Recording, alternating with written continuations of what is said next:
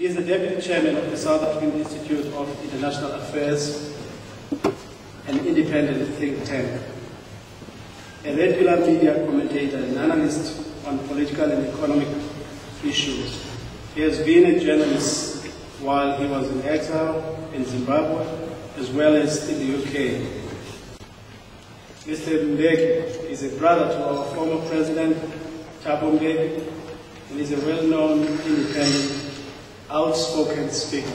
Well, ladies and gentlemen, comrades and friends, I'm not sure if that still works.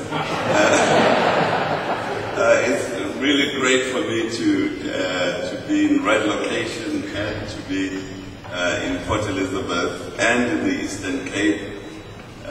It's so much part of my home and so much part of my family. My father is buried here, and I see he's on a column somewhere there, and I saw a photograph of him over there. So it's very moving for me to be at the Red Location Museum from the family point of view.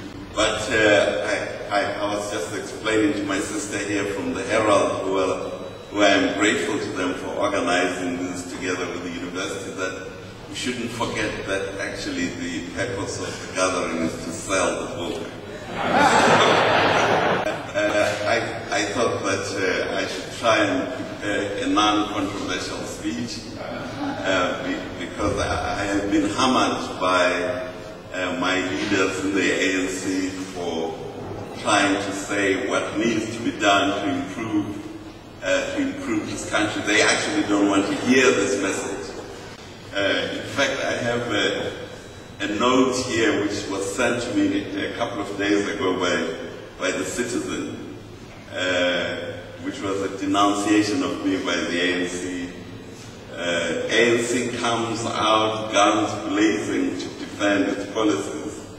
I had apparently said somewhere that the ANC's policies are not working. And the quote from the ANC was, "The ruling party's policies have been tested and not found wanting." But before I do that, let me just give a brief outline about the book. I wrote a book which was called Architects of Poverty, which was published in June 2009. So this is the follow-up volume to Architects of Poverty. Architects of Poverty was a denunciation of the ruling elites in Africa. 57, the civil wars we have been through, the genocide, the immense corruption, the destruction of infrastructure. Just to give you an idea, when the British left Nigeria, they left a railway network of 3,500 kilometers that was working in perfect working order.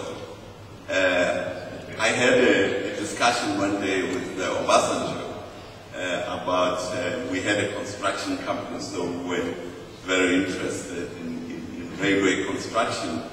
And Obasanjo told me that there isn't a single line in this country that worked. But they had put in billions and billions and billions of dollars to try and rehabilitate these lines, the railway lines, and the money had just vanished. In fact, one of the incredible spectacles I saw in Nigeria, they had an aluminium factory which had cost $2.5 billion to build. It had its own power station with a gas pipeline running from one of the oil rigs, a 100-kilometer pipeline running from one of the Shell oil rigs to the pipe to smelt the aluminium. So it had everything in it, except it wasn't producing a single kilogram of aluminium. But it was employing 800 people.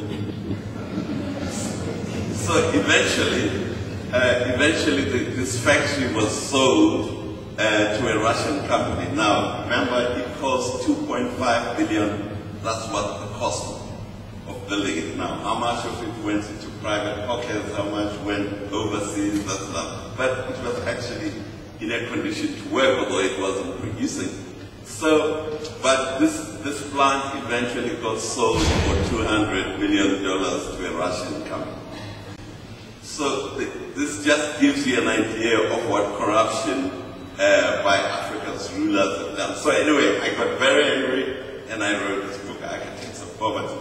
To my great shock and surprise, the book became a best political seller. In the 2 years since we published the book, we sold nearly 30,000 copies in South Africa. And the book has been translated to Chinese. It was published in Shanghai about a month ago, and apparently it's selling very well to the Chinese.